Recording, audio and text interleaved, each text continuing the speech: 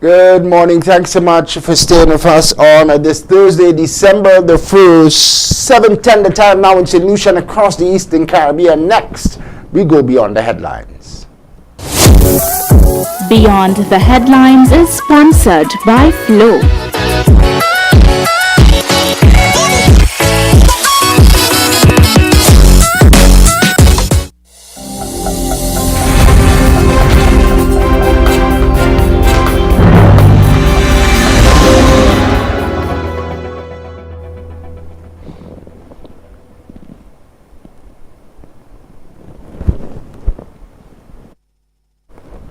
On this edition of Beyond the Headlines, we focus our attention once again on recent developments over in the nature Isle of Dominica. In 6 days from today, on the 6th of December, citizens of the Commonwealth of Dominica, they will return to the polls yet again, the last time going to the polls in 2019 to give the ruling Dominica Labour Party government led by the Honorable Roosevelt Skerrit another 5-year term. Elections again being called 2 years well ahead of the constitutional deadline. Lots happening. So what's the latest, we ask, in Roseau Dominica as we get set for elections yet again? My very first guest on Beyond the Headlines this hour, prominent Dominica hotelier and developer, Mr. Sam Raphael. Mr. Raphael, bonjour, thanks for waking up early and thanks for agreeing to join us here in St. Lucia. Bonjour, Shannon, and thank you so much for the invitation. Happy to speak to you, and bonjour to all your St. Lucian, listeners.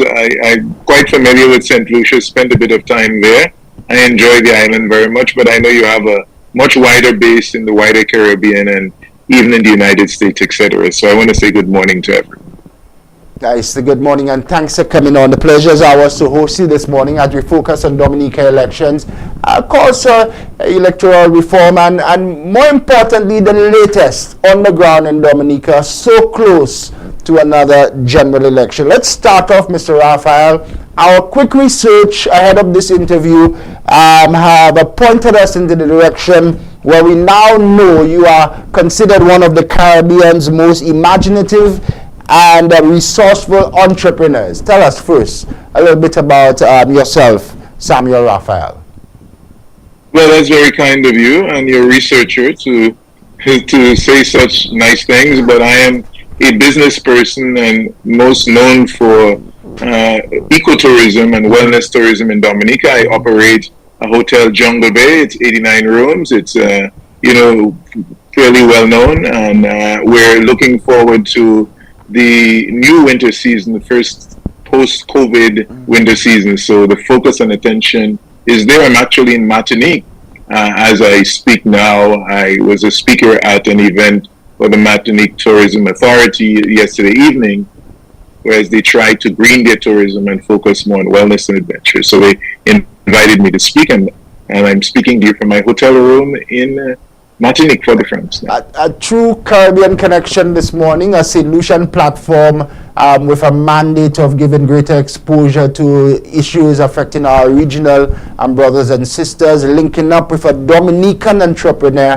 who is now providing service in Martinique. So a real Caribbean OECS link up this morning, our pleasure. Your resort, Jungle Bay, it opened up in 2005. How's business been post-COVID, as you said, looking ahead to the first winter season since?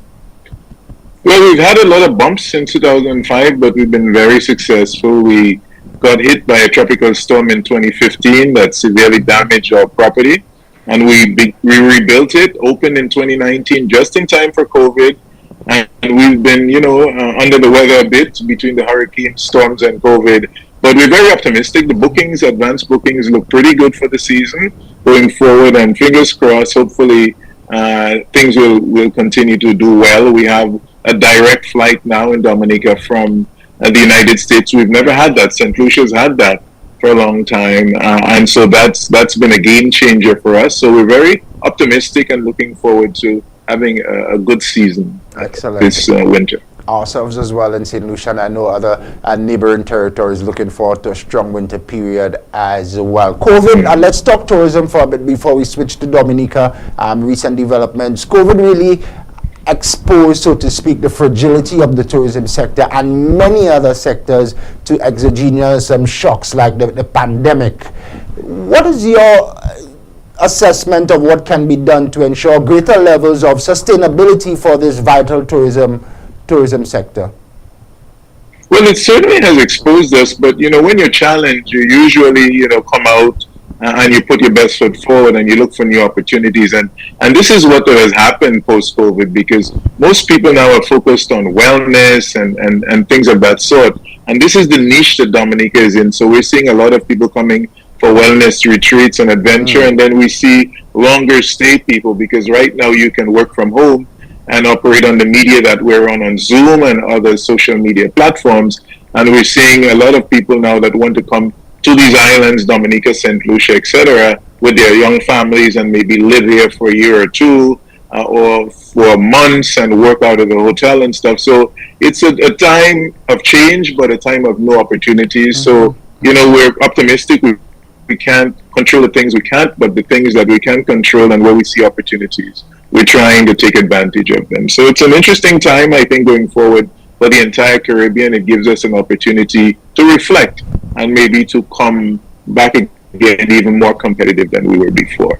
Excellent. Thanks for that outlook and for sharing parts of your vision with us. Let's go to the meat of the matter, where I know a lot of Dominicans who tuned in, and our friends in Bridgetown, Barbados and elsewhere tuned in this morning for a specific update on what's happening on the ground in your nature isle. Exciting times for many. You go back to the polls on December the 6th, 6 days from now. What is your honest assessment of the political developments in your nature isle? Well, I'm a business person, and my initial reaction, quite frankly, was, business people don't like politics and political events because they tend to disrupt our business. So my bias is, personally towards this, but I do recognize the realities. The Prime Minister stated in his address to the nation why he called the election. Basically, he wants a reset. He said he's planning to exit. I commend him for having a plan, at least to move out. Usually politicians, when they're still popular, they don't want to transition out, but he is now doing some succession planning, and he would like a reset. No one could have anticipated COVID. It has set things back quite a bit. And so he's called for an election to reset so that he can, have a new mandate for the development of the airport, which is a huge development that construction is starting on. The geothermal plant supposed to take Dominica completely off fossil fuel, and that is in progress. He's doing a number of housing things, and he really wants to hand over the wheel to his successor within his party, and give them some time to operate without his legacy being destroyed. Usually when an opposition, another side take over, they tend to, put aside all the good work that you're doing. So he would like to continue to progress. So this is why he called the election. The opposition also, he's opportunistic in doing so, and that's not necessarily a bad thing. I'm opportunistic in business. That's how I'm able to succeed. Or if you play cricket or sports and your opponent make a mistake, you take that ball for 6. Yeah. And this is what he's done. The opposition's pants have been down, or lost, I would even say. They've made some colossal blunders, and he's taking advantage of that. The opposition leader has just stepped down, and they didn't have a clear successor. The party's in disarray. They haven't really been doing anything since the last election, which they lost terribly, 18-3, and so he found it a good opportunity to make his move. Unfortunately, the issue of electoral reform comes in because we had anticipated, Dominicans, including myself, had anticipated that we would have electoral reforms prior to the next election. The Prime Minister had given an assignment to an esteemed Justice Dennis Byron to begin to, as an independent, highly respected arbiter to come up with a plan. Justice Byron didn't know that COVID was going to hit. So this is 3 years out, and he is now prepared to submit the first draft for consideration and debate and so on. And one may question, even with... Go ahead, I'm sorry. Just hold on for me, my good sir. Two things I just wanted to input here. The first draft from the learned gentleman, Sir Dennis Byron, it was also being proposed to be presented with the regulations. So it's not just his report, it was the regulations, the draft legislation, so to speak, so to be brought to Parliament. So he was proposing that as well. But let's just go back. We'll talk reform in just a bit. If you have some time, just hold on for me. I want to go back and pluck out one word that you would have utilized in your remarks a short while ago. That word, reset. Your Prime Minister said that he requires a national reset. You'd have heard that word again in 2019, correct? Yes, every election is a reset, and so that is not that complicated a word. He would like to restart. He didn't anticipate the COVID pandemic and all the challenges that came with it, and he would like to go out with a new mandate, especially considering that the opposition had not been preparing themselves or had not been a government in waiting, and so he took the opportunity to do that. Fair enough. So it's an opportunity that he took. Fair enough. You also indicated that soon after the 2019 poll, your Prime Minister, Honorable Skerrit, gave an assignment to Sir Dennis Byron to look into the idea of electoral reform. Along with the assignment that he gave, he also gave a promise to the Dominican people that he would pursue and ensure reform in the process of election before the next poll. I think you used two words there: pursue and ensure. The Prime Minister cannot ensure this because what if it doesn't happen? He doesn't have the right to serve indefinitely. So correct. So I retract the word ensure. But he gave the promise that he would pursue electoral reform. Are you satisfied by mere appointment of the assignment of Sir Dennis Byron? Your Prime Minister has not failed to keep his promise to your people. I think considering all things, that's as good as can happen. But the electoral reform or modernization, really, which is really what it is, it didn't start in 2019. So it's been pursued even before 2014. After 2014, machinery was put into place for reform. There was actually legislation going to Parliament, and the very opposition that we have now, they started a campaign of civil unrest to prevent the electoral reform. Even the debate of it in Parliament, when they were in Parliament at the time, creating, disturbances, blocking the roads and so on, and the Prime Minister withdrew that. So there's been many failed attempts. I don't know. The opposition, the words are sweet, they sound good. I was very much a part of the opposition. You may or may not know back then. But honestly, I don't know that they're being good, honest brokers. The bottom line is the opposition is not prepared for the election. The opposition have not built its political base. They've lost it. They literally control the entire east of Dominica, from La Plaine to Grand Fond to Casa Bruce, Colorado territory, Marigot, Wesley. That was the heartland of the opposition. They only hold Marigot now. They've literally subordinated their manhood or personhood to the Prime Minister, and they just complain. They don't do any work on the ground. And during election time, when the election is called, when you really should be getting out your base, that's when they go out and they try to talk to the people, and really, the two speakers you have, one is in Washington, very fine gentleman, friends of mine actually, and highly respected attorney in Washington. He's been living there for 40 years, and I'm glad that he's still very much connected to Dominica. But but I'm on the ground, and people are on the ground. The opposition leader has been working in South Sudan, a very strong technocrat, and I look forward to his participation. Hopefully, he will be well received from his party, notwithstanding the infighting and the confusion that we see in that base. But these are two fine gentlemen, but they don't live in Dominica. At the end, the people of Dominica have made the decision that the only viable option we have is the party that has been on the ground, working in the communities and functioning as a political party. And unless and until opposition parties or a party, somebody can give the people of Dominica, myself as a businessman, other business people, other common people, the single mothers, the elderly, people a reason to want to support them.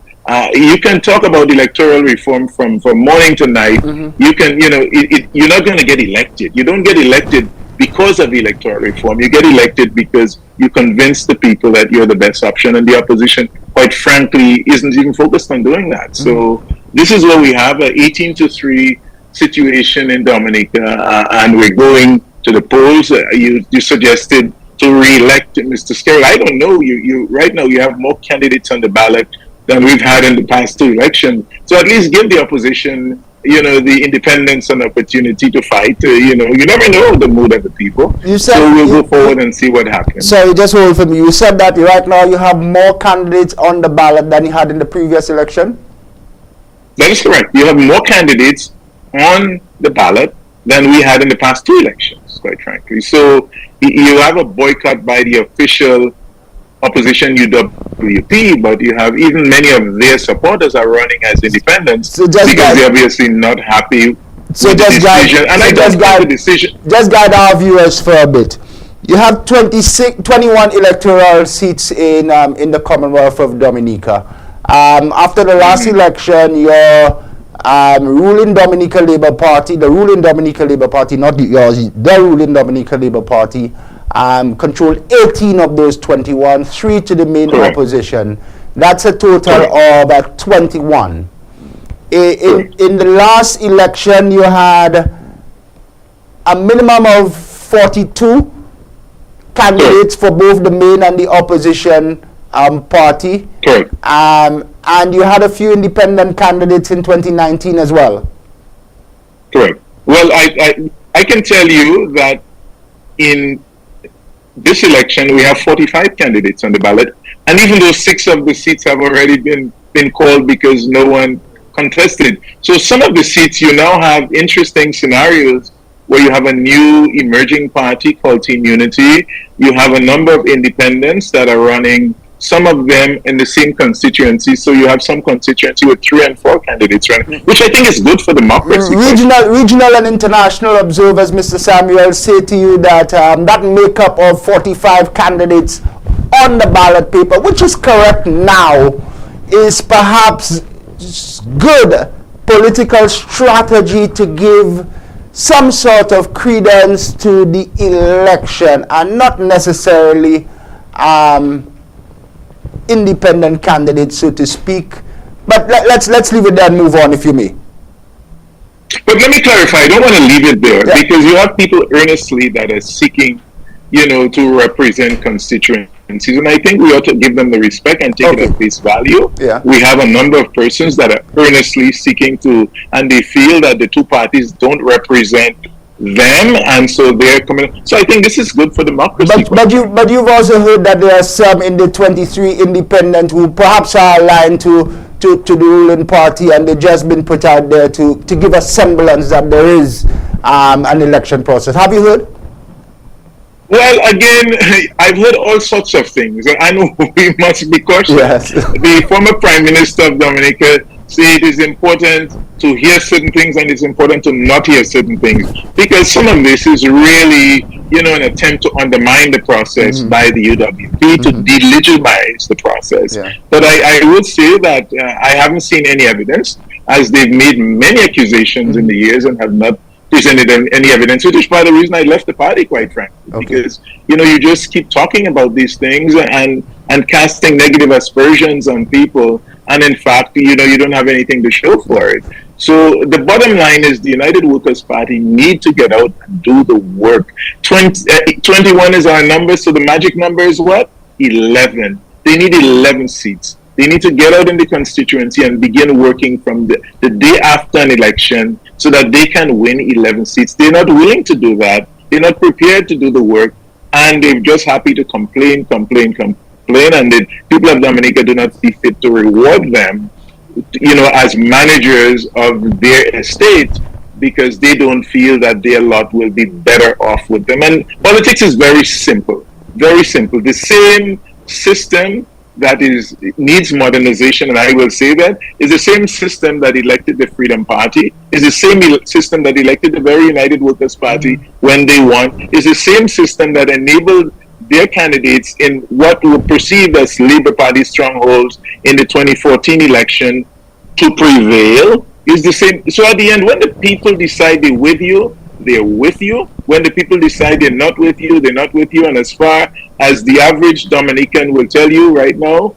the opposition doesn't have much to offer them. And as a result, they're just going to go in and re-elect Mr. Skerritt. And we'll see. I don't know what the outcome is going to be, but we'll see. But hopefully coming from this, we will have electoral reform. This Byron redo will start now, and it will be debated in Parliament. But incidentally, unfortunately, the United Workers' Party will not even be in Parliament to debate this, because they decided, I don't know where the strategy came from, to not participate in the process. So where does that leave them? They will be out of the people's house, out of the Parliament for the next 5 years, unable to do the people's business at this most challenging time. I think Dominicans are not happy with this situation. Wish that they were there, somebody was there, would be there to debate the government. We need the government that is debated. We need a good opposition to keep the government on their toes at least. And unfortunately, the opposition has abdicated that responsibility. Just hold for me, Mr. Samuel, just for a bit. We may have to do some adjustment with Mr. Oh, he's back in full focus now. That's fine. The main opposition party says that its major obstacle to acquiring the 11 seats required to form a government in Dominica is the fact that the electoral process is not level, and according to some well-respected regional institutions as well, Mr. Samuel, the election process needed review, it needed upgrade, it needed change before your citizens should be asked to go to the polls again. Institutions around the region have said so. They could not have presumed just like your Prime Minister, that we would have had COVID, which is perhaps the factor that you're saying which led to him going ahead with another election before keeping the promise of electoral reform. But just bear with me, an astute businessman like yourself, sir, I know you take and keep highly to preserving the integrity of processes, especially in your business and in negotiation as well.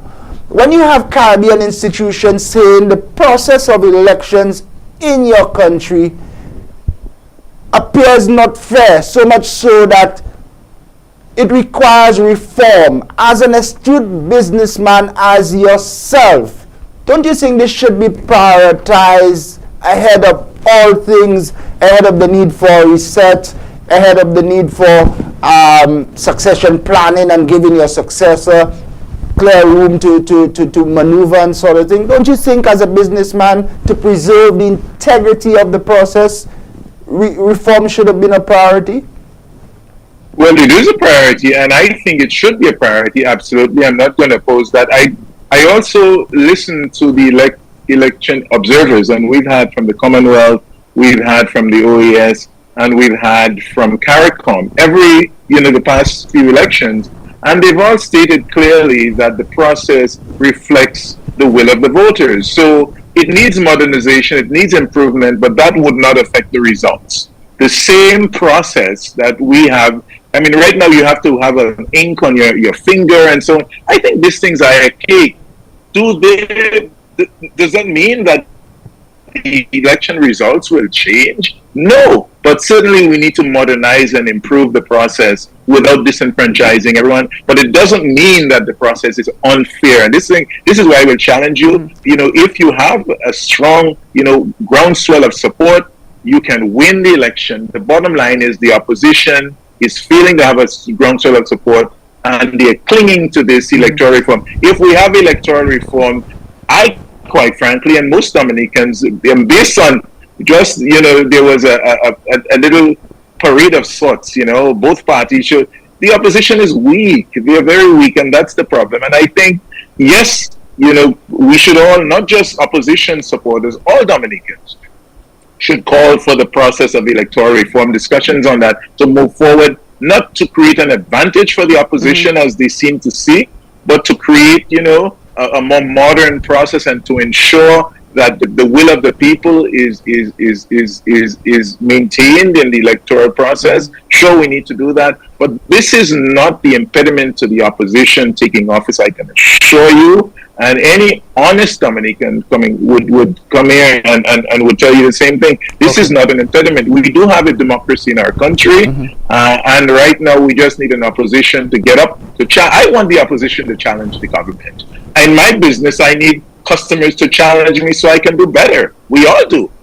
We all need competition to make us better, and that's what, as a Dominican, I would like to see the government more on their toes, and hopefully an opposition that can take over government at one point, that a reasonable business person like me can say, okay, now, if one side win, I think we'll be okay. If the other side win, I think we're better off. And that's what we would want as a country. And unfortunately, this is not the reality in Dominica. So I would encourage my friends, they're going to come on your program in a little while. And I do appreciate everyone's contribution. We all, may not sing from the same songbook, but we should all respect each other and not cast aspersions on why, we think that. Look at things at face value and say the Dominican people are not stupid.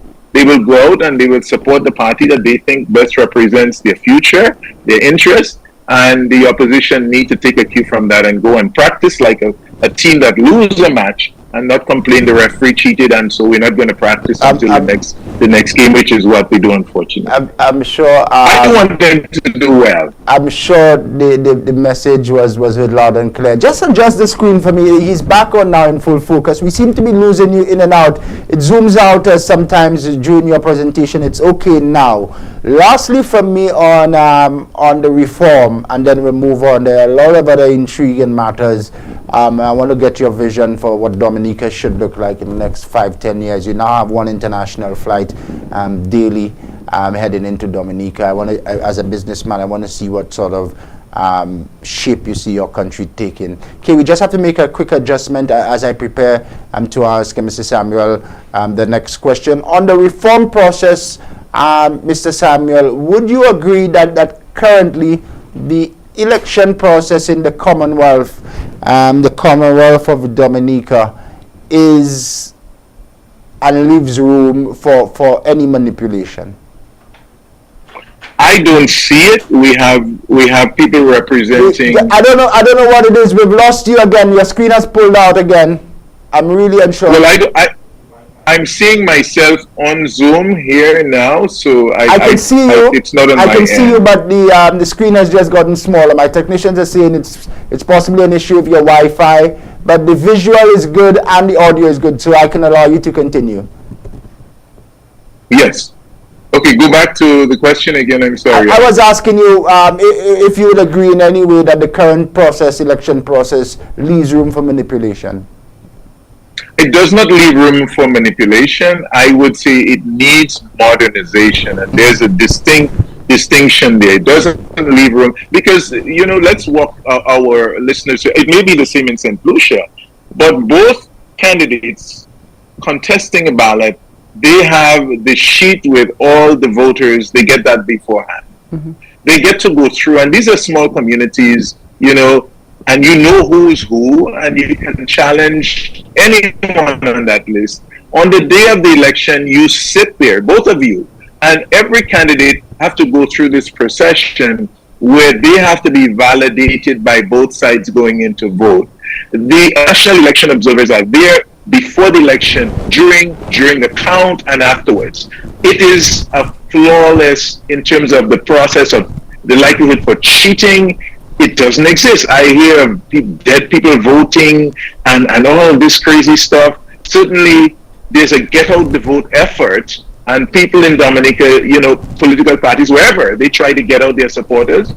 And, the party with the most resources tend to have an advantage. Even you have many of the electors that are not located in the country. Some of them come home to vote, and the parties, they do support the movement of persons to facilitate their voting, whether they from inside or outside. It's a matter of resources and support from their supporters and friends and whoever they can raise funds for. And this is all within the confines of the law. So I don't see really anything, and there have been many court cases that the opposition have launched in this regard, and they've lost literally every one of them. And so I just don't see, the evidence isn't there that suggests that the electoral process produced a result that is not consistent with the will of the people.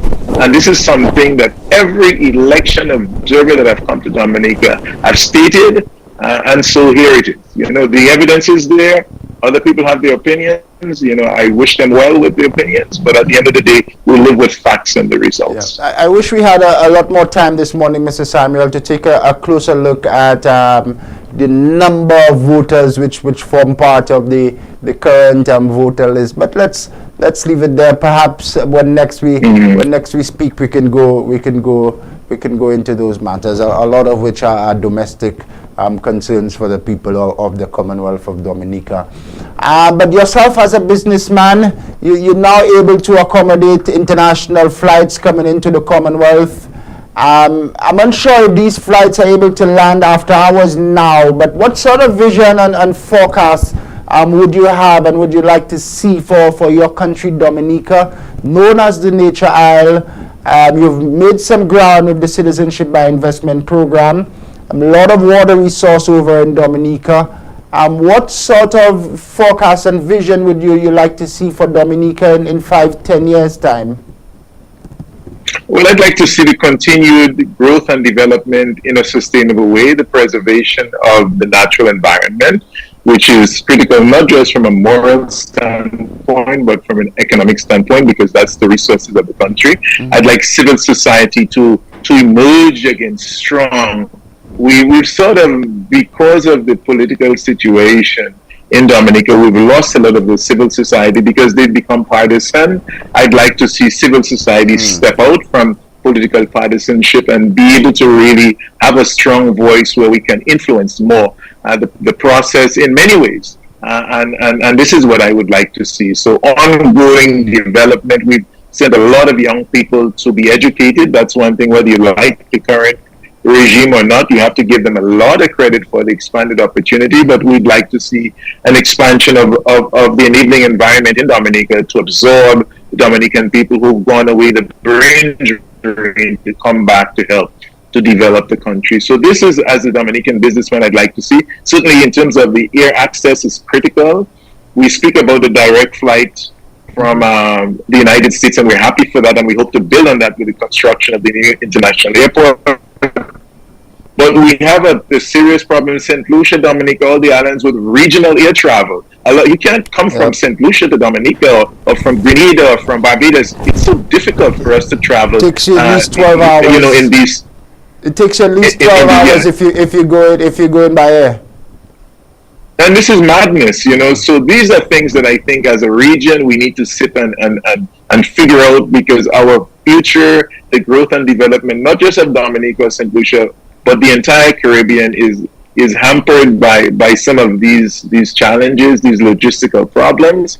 And so we need to focus on some of these, and some of the nonsense partisan political thing. I think we need to grow up and move beyond those things and to see how we can find common ground as citizens of these countries, and even between countries, as I am here in Martinique now, you're in St. Lucia, Dominica, to see how we can work together as a small marketplace to help to develop our islands, our island states. That's our interest here as well, to use this platform to at least share the stories of our brothers and sisters in the neighborhood, and perhaps that is the start of the greater goal that you speak of. Excellent chat, Mr. Samuel. I want to thank you for coming on. You're in Martinique now, but I anticipate you'll be home on the 6th of December to cast your ballot. Absolutely, I intend to, and as soon as that new golf course is built in St. Lucia, I intend to come there and to christen that new golf course that you're building in St. Lucia. I love your island. I love your people. Excellent. Mr. Samuel Raphael, prominent Dominican hotelier and development. Thanks for coming on again. Fantastic chat and nice seeing you this morning.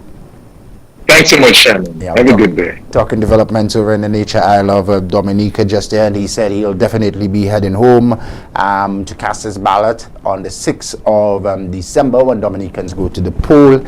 It's a fight this time around between the governing Dominica Labour Party, led by the Honorable Roosevelt Skerritt, and a list of some 23 plus independent candidates. Mr. Samuel said he's also looking forward to coming and christen our new golf course being developed by the Cabot developers. He is a golf fan and he's looking forward to coming here to St. Lucia to tee off at our golf course. Still to come, there's lots more on the program. I'll also give you an opportunity. Compliments my fantastic sponsor, my great sponsor, Joby Antibacterial Washing Powder, to win a fascinating prize today, Thursday. So still to come, the newly installed political leader of the main opposition United Workers' Party over in Dominica.